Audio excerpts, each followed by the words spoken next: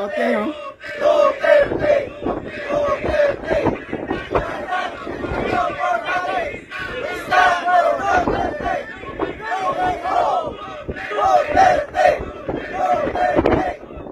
Biruin mo yan, sa gitna na ng laot yan. Sa gitna ng dagat na yan, pero Duterte pa rin ang sigaw.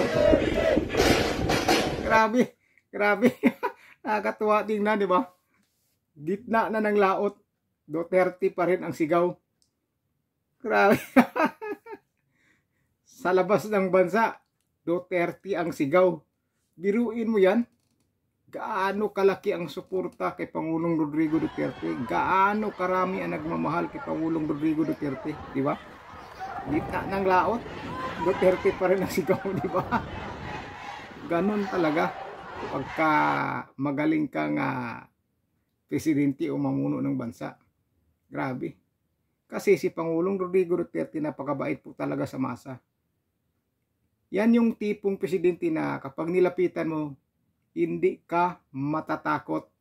Hindi ka po talaga matatakot, lalong-lalo na kapag mahirap ka lang, hindi ka matatakot dahil talagang entertainin ka niya kapag lumapit ka sa kanya. Biruin mo nga si Vice Ganda nga napasayaw nga niya si Pangulong Rodrigo Duterte ng 2 beses sa show niya di ba? Sumayaw si Pangulong Rodrigo Duterte. Saan ka makakita ganyan na presidente ka ng bansa, pinapasayaw ka lang ng isang host sa isang programa na nagiging guest si Pangulong Rodrigo Duterte? Hindi naman siya artista, presidente siya, pero sumayaw siya. Sumayaw po siya nung pinasayaw siya ni Vice Ganda 2 beses pa. Diyan mo makikita kung gaano makikisama si Pangulong Rodrigo Duterte. Masaya lang ang taong bayan, di ba? Saan ka makakita isang presidente tuwing talumpati sa ibabaw ng stage, hindi mawawala yung palakpakan at tawanan pag siya ay nagsasalita.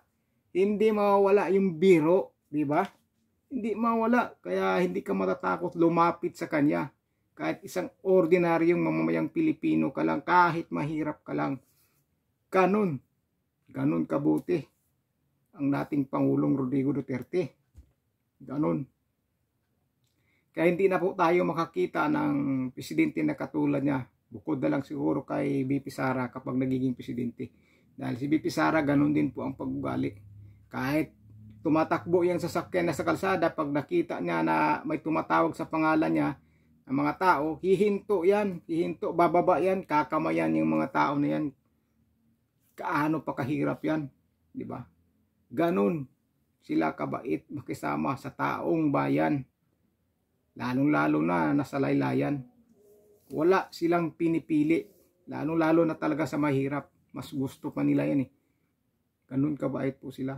Ikita nyo rin si Pangulong Rodrigo Duterte. Kapag dumadalaw siya dun sa may mga sakit na mga bata, may cancer, napapaiyak po siya. Napapaiyak sa awa na may mga sakit na mga bata. Niyayakap niya, kinakarga niya, pinapalakas niyang loob. Ganon po kabuti ang puso ni Pangulong Rodrigo Duterte. Ewan ko ba itong iba, tinatawag nila na, yun nga, ano pa tinatawag nila kay Pangulong Rodrigo Duterte. Grabe. Pero sa totoong buhay, o totoong pagkatao ni Pangulong Rodrigo Duterte ay napakabait na tao po. Napakabuting tao po siya. Kaya ganun na lang po ang pagmamahal ng taong bayan kay Pangulong Rodrigo Duterte. Pero ngayon, imbis na bigyan natin siya ng utang na loob dahil sa ginawa niya, pinakulong pa. Pinakulong pa po.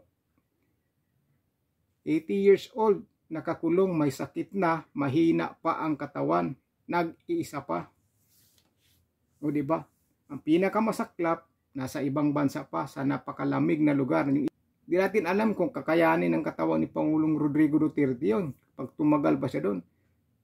Sa katawan niya, diba? May edad na, mahina na, may sakit pa, at napakalamig pa, diba? Grabe. Kapwa mo Pilipino, yun din maglalaglag sa iyo sa ibang bansa. Dito sa Pilipinas, sana. Hindi naman magrereklamo si Pangulong Rodrigo Duterte pag dito sa Pilipinas. Gusto nga niya dito Kasalanan ba niya na dinala siya doon? Ayaw nga niya, di ba? Kasalanan ba ni Pangulong Rodrigo Duterte na makulong siya doon na sinasabi nila na magandang facilities daw? Kasalanan ba ni Pangulong Rodrigo Duterte yun? Sila ang nagdala doon. Dapat dito sa Pilipinas. Hindi naman magrereklamo si Pangulong Rodrigo Duterte, hindi naman kagaya ng iba yan napaka-arte-arte. Di ba? Huwag din kumpara si Pangulong Rodrigo Duterte sa mga ugali ng iba. Sa kanila siguro, na maganda kalagayan doon, magandang facilities niya. Ba't doon ninyo dinala? Hindi niyo dito kinasual at dito pinakulong? Di ba? Kagustuhan ba niya na doon makulong? Kagustuhan ba niya doon sa ilagay? Kung may galit kayo sa Pilipino. Dito naman nagkasala, kung nagkasala man dito, sinasabi niyo nagkasala, dito lilitisin. Bakit sa ibang bansa? Ano bang nagawa niyang kasalanan sa ibang bansa? Bakit doon sa lilitisin, di ba? Mag-isip-isip na mga po tayo. Yung mga OFW nga natin, pag nagkasala sa ibang bansa, talagang inaano ng gobyerno natin na hindi makulong doon, hindi mahusgahan doon, hindi mabitay doon, na doon sa ibang bansa nagkasala, di ba? Ano pa kaya si Pangulong Rodrigo Duterte dito yan kung sabihin niyo nagkasala dito sa Pilipinas, dapat dito lilitisin. Hindi naman siya nagkasala doon sa ibang bansa eh. Bakit pinadala niya? Grabe. Tapos sabihin maganda daw facilities. Lupit nyo. Kaya magdasal na lang po tayo. Pero kikita naman po natin ang suporta kay Pangulong Rodrigo Duterte. Grabe. Nakakatuwa po talaga. Nakakatuwa yung suporta. Lalo kahapon sa Davao. Yung Solidarity Walk para kay Pangulong Rodrigo Duterte. Baha ang tao sa kalsada. Makikita po natin baha. Baha po talaga ang tao sa kalsada. Makikita po natin sa video, di ba? Marami na pong kinabahan dyan. Sigurado marami na pong kinabahan dyan. Marami na po. Sigurado yan.